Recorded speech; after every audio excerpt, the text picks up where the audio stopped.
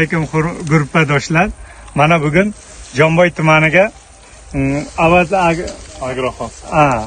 Agro hosil fermer xo'jaligiga yetib keldik. Qilgan mehnatlarimizni, dorilarimizning natijasini bilishimiz uchun bu fermer xo'jaligi raisi Komil akaga yuzlanamiz. Mana shu bergan gerbisidlaring sepganmiz, mana bir dona. Gerbisidlardan qaysi sepilgan edi? Floramexin Fixer qo'shib sepilgan. Oziqlantiruvchi necha marta ishlov berdik?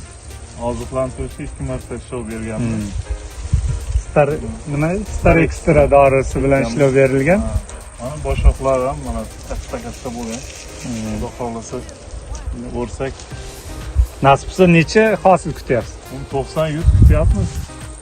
Xudo xolasa. Dehqonchilikka baraka bersin aka. Nasib bo'lsa o'rgandan keyin ham kelib, bu narsa natijalarini bilib, sizlarga o'rinpay chaqiraman, kelasizlar. Nasib bo'lsa. Omad.